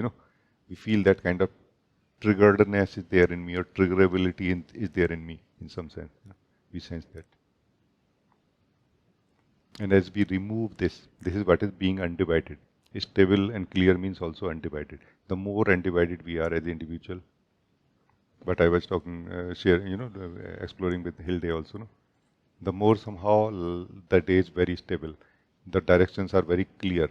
Confusions are not there, that where to go, where not to go, what to. Like we feel inspired from inside. We decide where to go today.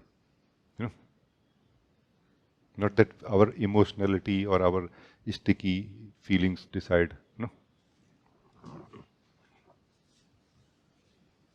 So that's why meditation is immensely valuable for coming to the individual state from the person and going beyond it into the true state of being also. So that's why let us learn meditation, even if we succeed a little bit every day. This little bit is going to be a lot more rewarding than all of that effort which we do as a person to become less sticky person or more as an individual.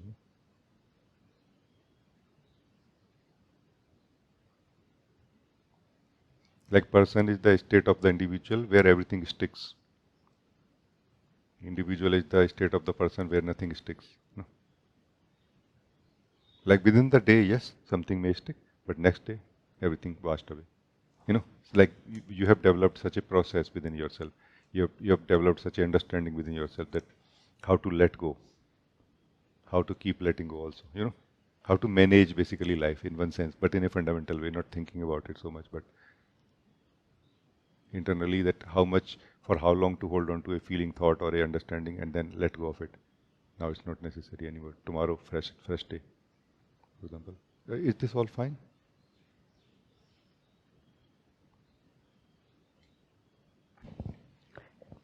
Yeah, Rajee. I noticed this, that as you were speaking about this, sometimes feels as if, or I was feeling actually just now that can it magically happen that the sky opens? Which is sky? The sky of my inner self, and it's blue. And you want blue sky or empty sky?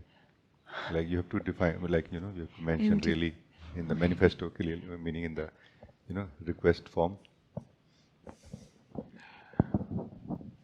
Yeah.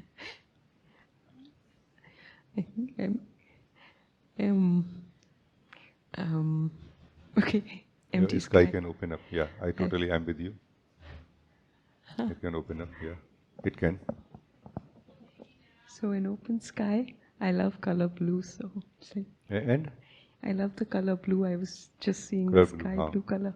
I'm not certain about the color, but the sky, yes, can open fully and kind of suddenly and immediately. Yes, it is possible. Sky of the self. Yes, it is possible. Yeah, that's Just understand the method. No? Would you like to know the method? Okay. right away, right away. Right. Okay. So the method is that the sky is always open. Our eyes are closed. This is the method. This is the base understanding first. Only our eyes are closed. Sky is always open. Sky of the self is always open. The very idea that my self, the sky of myself, is the cause of eyes, of closed eyes. There is no such thing as my and self. There is the sky of the self. Beyond the myness, beyond all the myness. And you are the self, by the way.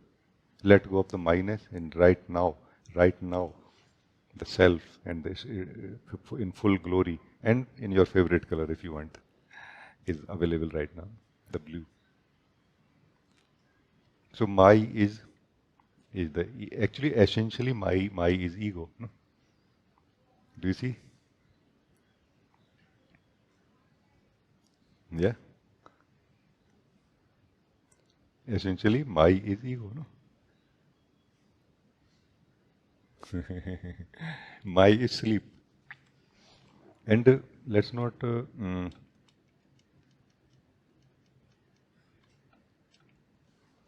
let's not um, judge anything or criticize anything here. My is a creation of the self. No, my is a creation of the self, no, through which it creates the individual self. Now, as individual self, the sky of the true self is never open for it, no. Whenever the self is ready to let go of its individualness in the moment, the sky is open because the self is the sky which it want to look at or which it want to appreciate. No? When you, the pure I am, living as pure I am, this is the sky living itself, the sky of the self. No? But when you come back to the individual level and from there you desire, you can desire, but you cannot succeed. No? You can have a glimpse of it sometime when you forget completely yourself. No? Whenever we forget completely ourselves as individual, we can have a glimpse of the truth that we are. But what we experienced was not some other truth or somebody else's truth. It was who we are. No? So that's why spiritual experiences are also to be understood well. They are not what we experienced. They are who we are was experienced by us during that time. No? But because of having a very strong hold on the individual self, we decode or interpret those things from that standpoint only, that I was there and I experienced it. Then I was not there at all. There was only emptiness. When you were not there, there was only emptiness and pure truth. You were truth that time. Meaning you were not the individual that time. So individual is something that we are maintaining.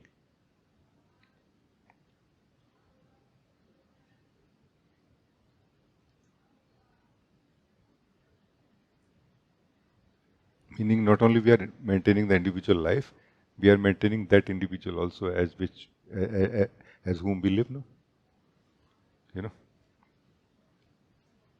Because let us try to understand the very simple relation between I and my.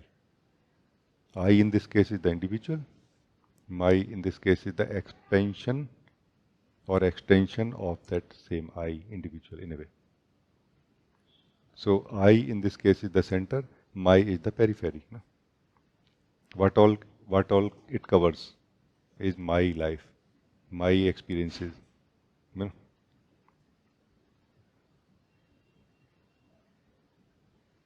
So that sky is open right now.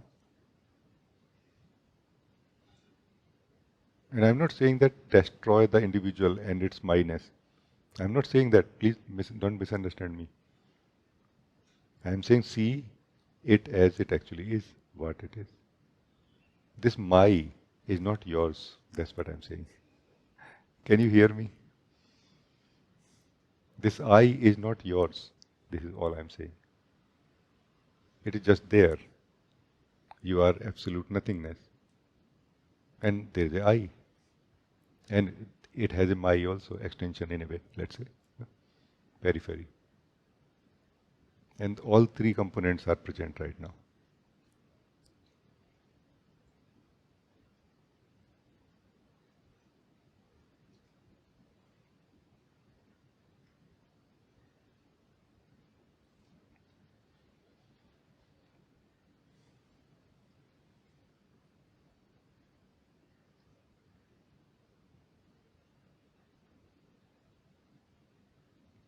So, is the sky open now?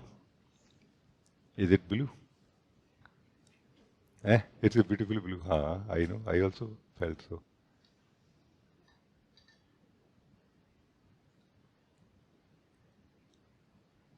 I feel deep appreciation for all the beings who have happened before us and who have known the truth, and they have left clues, no, like master keys for us, golden keys for us. I feel it's very important to respect them in a way, or to use them well also, whenever possible.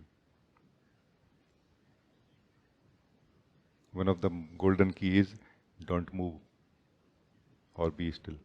Why it is said like this? So that we can see the truth. No? And once we see the truth, we the the attachment falls away.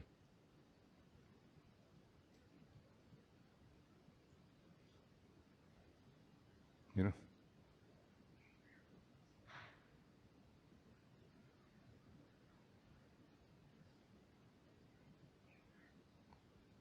It is as if everything is born, everything lives and dies. Everything means the feelings, thoughts, and body, and everything also, as such ourselves also. No?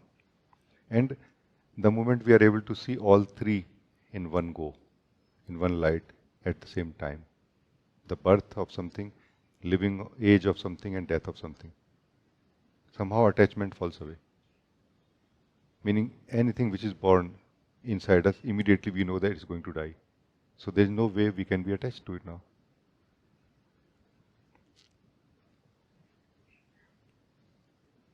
You know.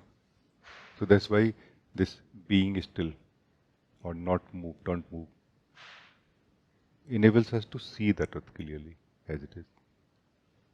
Not some truth, but the truth. When we see the truth, we don't feel confusion. I'm just very humbly sharing with all of you, beloved. All of you are great beings and knowing some truth very deeply, no? But I have this kind of feeling to share in the end, this meeting, the end of this meeting, that when we know the truth, the absolute truth, we may not feel that I'm knowing this and that. We may not even feel that I'm knowing anything. But there is absolute peacefulness and joy. And the sense of separation is not here at all. Sense of discontentment is not here at all. You know, the experience of oneness is here. Oneness with what? No, not oneness with something. It's just one thing here, you know.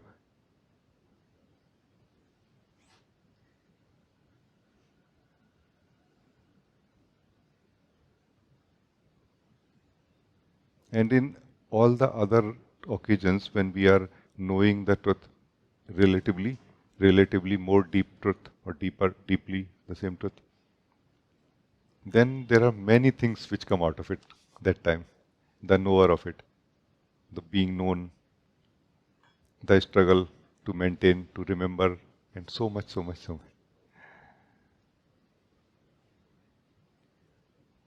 So when we are knowing the truth, truly the true, absolute truth, then the many things become one. That time, when we are not knowing it like this, then even if the many things become less many, but still they remain few, 3, 4, 5. No? In the absolute knowing of truth, one remains. No? One knowing itself, joyfully aware, appearing as that which it is aware of. Yeah.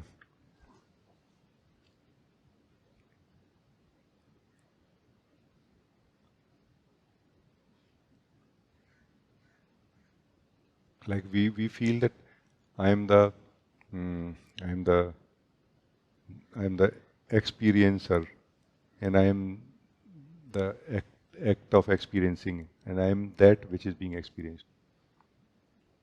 And I am neither the experiencer, nor the act of experiencing, nor what is being experienced, and both at the same time.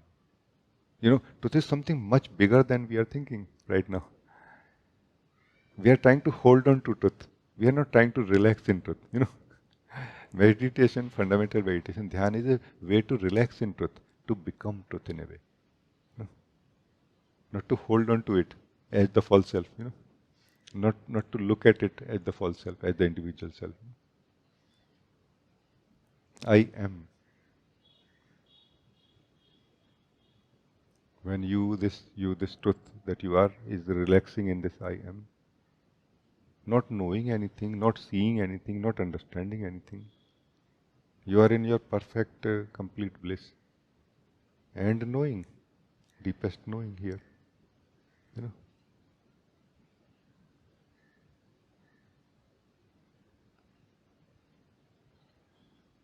You are finishing all those words. You are finishing that samsara in which you have been living. You are coming to this emptiness called nirvana, no?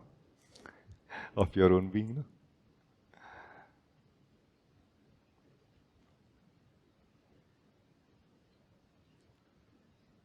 For me it is like this.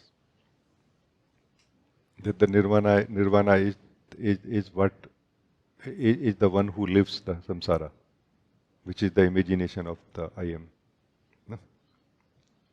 When it stops imagining and just stays as I am, it lives in this pure being, nirvana, no?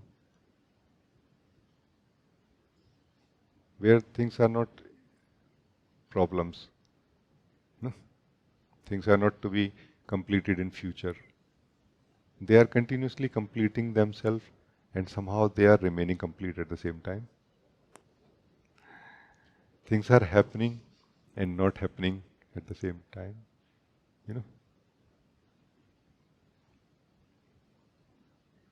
Your heart is, beating slower and faster at the same time. Out of love, no, for it. Being in truth is more like being in love. True love or pure love, if it make any sense. Not that there is somebody else here, just love.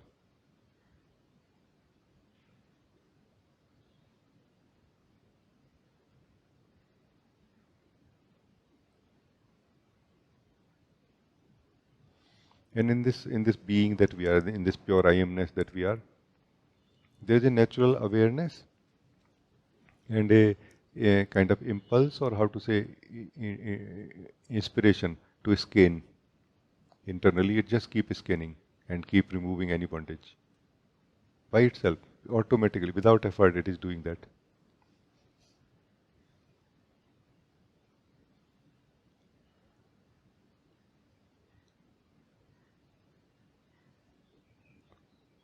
If we hold on to the outcome of any internal, spiritual process, then we cannot remain free. Even if we hold on to the freedom, we cannot remain free. If we don't hold on to anything, only then we remain free. The internal process still continues. Correction is happening. But you are not there waiting for that correction to finish for you to be yourself. You know what I mean? That's what it means, that it is immediately possible to be free, to be ourselves.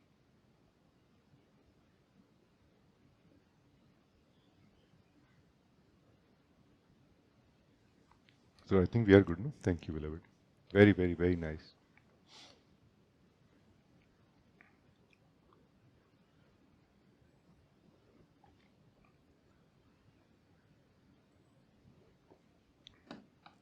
In some time we are going to end this meeting. If anybody else want to talk, please, you can talk.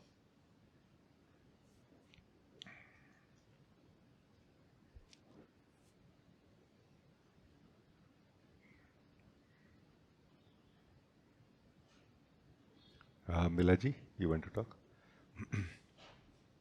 Namaste, Guruji. I just feel that I don't want this most beautiful weekend finish, so I don't want to give you a chance to leave us, and I want to continue it as much as possible. Please share a song of your heart, what you feel. Thank you, beloved. I'm also feeling very, very joyful to be here with all of you and explore and live this truth so pure, in such purity and clarity, no? Yeah.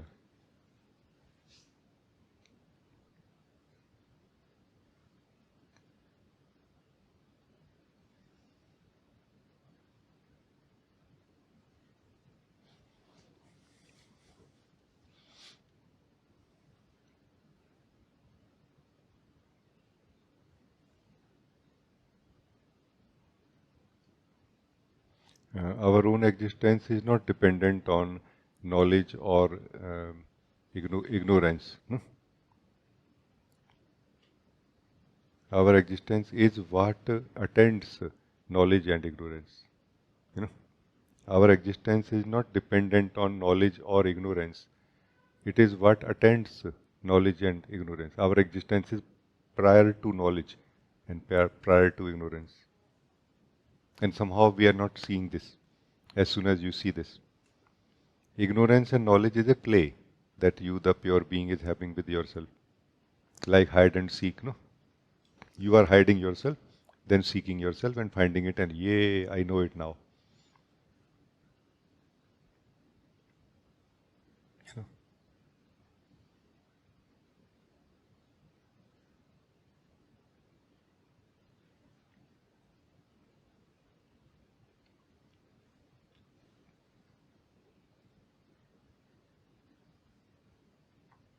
So that's why I feel that if we want to know some, then being stable and clear is the way as individual. If we want to know all, then staying as I am is the way. No? Because to know everything, we need to know that I am nothing. Meaning, to know everything truly, we need to know that I am nothing. Truly, I am really nothing. Meaning, we need to know the truth of who we are. Not that we have to feel, oh yeah, today I'm kind of feeling more as nothing. No, that's not what I mean. Nothing is not more or less. No.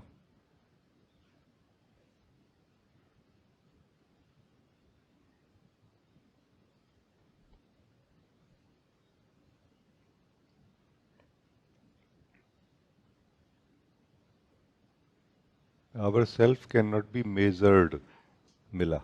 Okay? So whenever you experience yourself or know yourself, keep this in the background that, can I measure this, what I'm knowing right now, in some way? And if it can be measured, it is an experience. It is not truth. No? Truth of who we are cannot be measured in any way. That's why it is very difficult to declare that whether I'm experiencing it or not. No?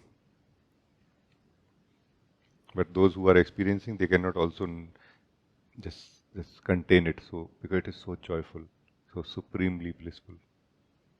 No?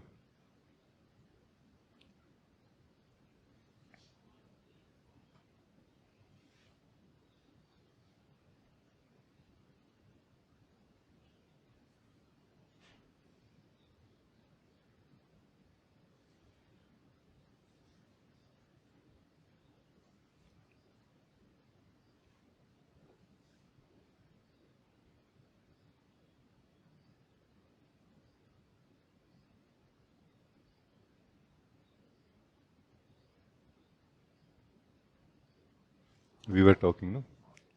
This small puzzle, no? Puzzle that many things can be said in the same way, no? Or same thing can be said in many ways, no?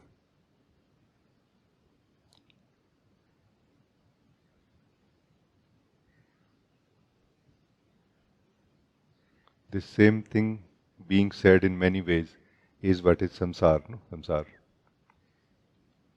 Many things being said in the same way is nirvana, no? Is truth. What this I am is saying in the body as the body, what this I am is saying as the breath, what I am is saying as thought, feeling, is the same thing in different way. Not different thing in different way. Know one truth and know that one truth in everything. No? Like this. And know yourself as that one truth. No? That's why when you know yourself as one truth, then you know that that truth is in the body also right now. As the body also. That's why residing in the body is not going away from truth now. No? Using the thinking is not going away from that truth now. No? Because thinking is that truth now. No?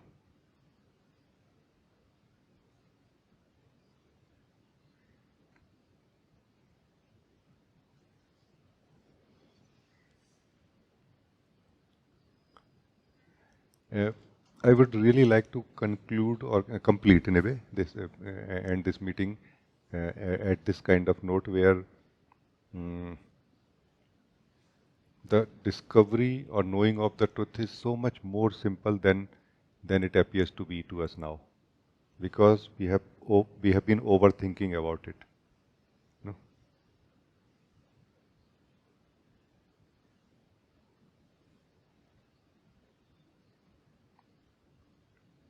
At some point, I felt inspired to share with some beings who were struggling with confusion inside that I said confusion basically means two. So whenever you inside, you just don't worry about confusion right now. You just go inside. Whenever you find two, you just go a little deeper in any of the two, and you will come to the root of both. You stay here. And if you still see two, again catch any of it, any of the branch, go deep in it, and you will find the root of both. And like this, just keep going, moving from two to one. Continue moving from many to one inside you, and you will reach to that one which is the root of absolutely everything. And by knowing that, by living that, we continue experiencing it afterward when we live the branches of it.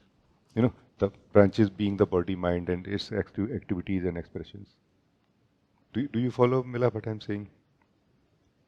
So live this truth by coming to the very root of everything. Anything we can catch. We can catch a thought, we can catch a body sensation or physical body experience or breath. Everything is coming from a root. Let's come to that root and stay in that root, and then we will know everything that comes out of it also as that in a alive manner, like a alive experience. In the body, we will experience that still the body is carrying the beauty of that empty source from where it is coming.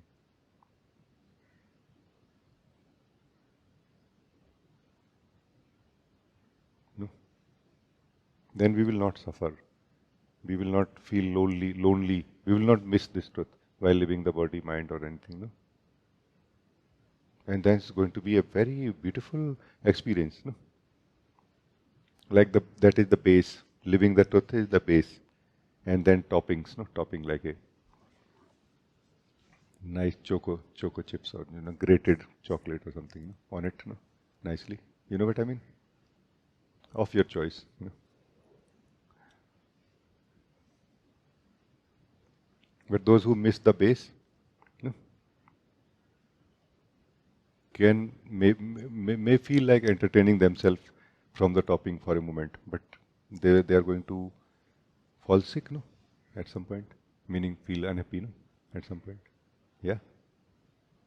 So don't miss the base. Everything else is only a play. What is the serious matter in this life is to know who we are only.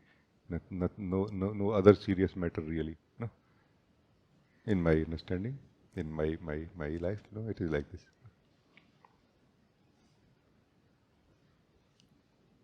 Because nothing that we do in life can give us ultimate happiness or bliss. No, only one thing can do that, which is living who we are, knowing the truth of who we are.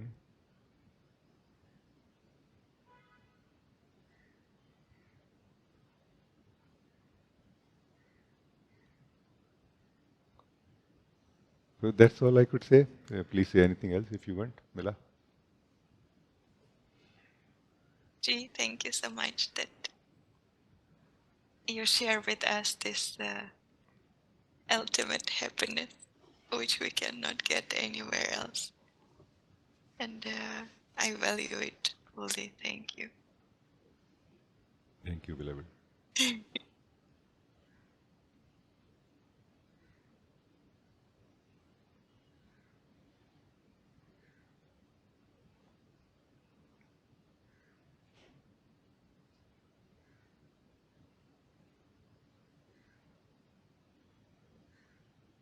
And I wanted to share that this is very beautiful opportunity to me to be in this meeting, this satsang, to feel that what you shared today is very much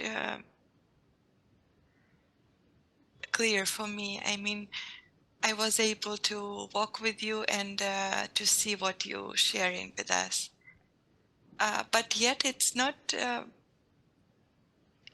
with me like a stickiness or with achievement, or but this day today I achieved this, that, this and that. It's very clear. It take its own place, but yet it's not as some boxes which are in my flat or in my house. And it's very beautiful to see this freedom and this how to say, yeah, the freedom is correct word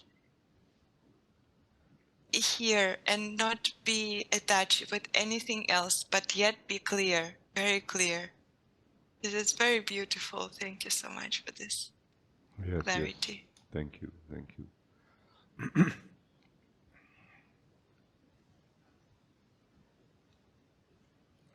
Initially, when we are confused or longing for ourselves, we are not so clear about what is our fundamental thing that we are seeking or that is going to bring ultimate happiness or bliss in our life. No? But as you have grown more in clarity and knowing of yourself, it has become clear to you now that I just want to be empty, empty self. No? Because that's what is being complete. No? Purna, no? Purna. And I just want to add this note here that this completion will continue in a way. First, you will feel yourself as complete within yourself while you are empty. Then you will continue feeling complete while not empty also, in a way, like mixing with other things in a way also. Like that emptiness or that completeness will be retained somehow. Like will not be lost while experiencing everything also.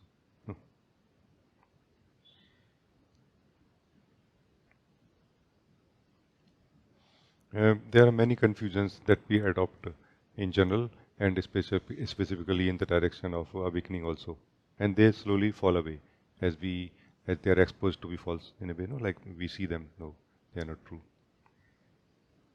Like one of the biggest confusion that we carry is like awakening is like end of something or end of everything and like end of knowing or something in a way. No, awakening is actually a end of dream only, or end of dreaming in a way. No, but it doesn't mean that it is end after that. No, it is a beginning of something also. No, after that, it is a beginning of true living, truly knowing. No, and that somehow, when we carry this misunderstanding, we feel that, okay, we fear also awakening because of this, that it's going to be end of everything. No, it is only end of dreaming. It is not end of anything. It is not end of life. It is not end of being. It is not end of being joyful or blissful. In fact, it is being blissful, being joyful, being alive or being life.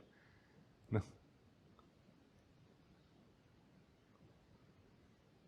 Being life when living. No? Being alive when living is so amazing because it is simply true also. It's not about believing, no, anything. It's rather living the truth without believing anything.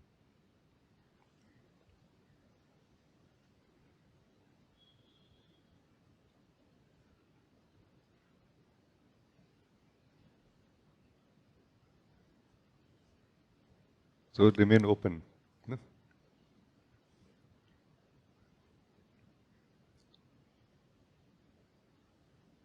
Remain open to know more. No? Like not to know more in the sense of seeking, but to know more in the sense of allowing to know. No? Once we come to this richness, no, richness of I am, which is the first glimpse of complete truth, and as we fall in love with it, we stay in it. This richness grows somehow. We become richer and richer now after that.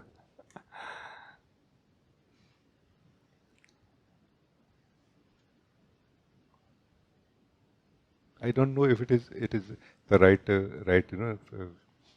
rightly quoting or not. That something like this, that those who have will be given more.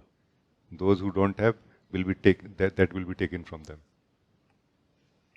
Something like that. Meaning those who don't have the true knowledge, that illusion will be taken away from them. Illusion of knowledge. Those who have true knowledge, more true knowledge will be given to them. The only true knowledge which as an individual we do have is this truth that I am. Once we come to this truth, more knowledge is given to us, more treasures of knowledge of this universe are given to us. No?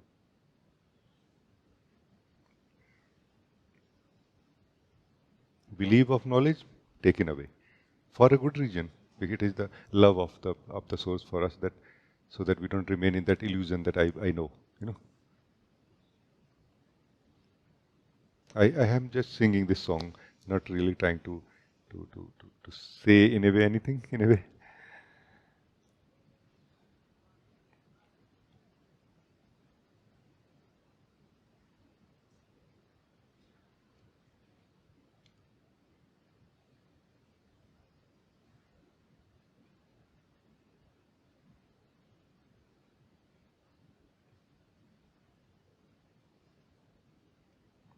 So it was very, very good. Thank you, Mila.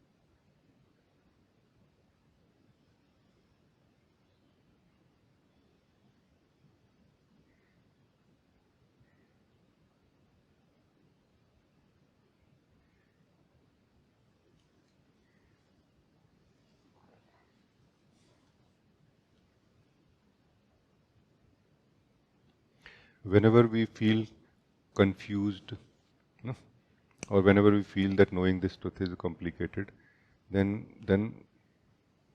it basically means that we are in the mind. In the mind, things are complex and then they become complicated at some point for us. And when we feel that things are becoming more simple and resolved somehow, we can know that we are in the heart now. Because in the heart, things are more simple. simply true, simply resolved, and resolving more and more and more. When we experience one,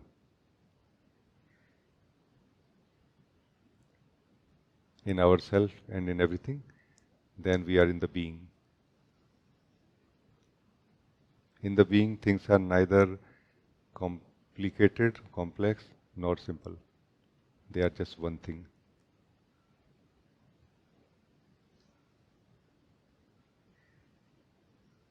And I very lovingly and humbly invite all of you for the coming days and in your life to stay as this pure being every day as much as possible, so that you can live the one truth. And okay, after that, you will come out of it into the individual self level, from where things will be simple and sometimes things will be complicated also. Complicated basically means that tired of complexity. No, tired of complexity feels like complicated. No, and then that time you will meditate again, meaning you will slip out of every stickiness, every role, into your purity of being again, to start a new day. What I call Prabhat Shuddhi means removing the impressions of yesterday, no, in the morning.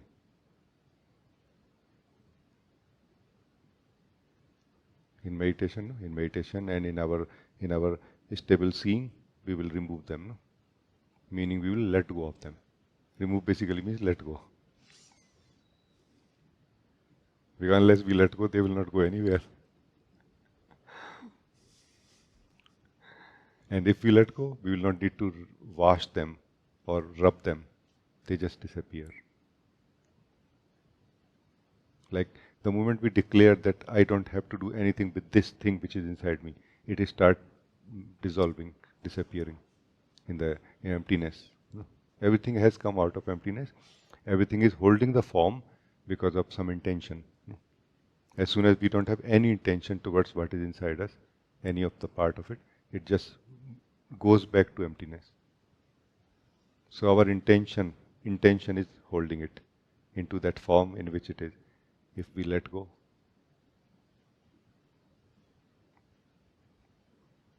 it will not be found tomorrow. So this makes no sense for me that we are struggling how to be free from this and that inside. No? We should learn how to hold on to things inside so that we can maintain. Otherwise things are disappearing immediately by themselves continuously. No?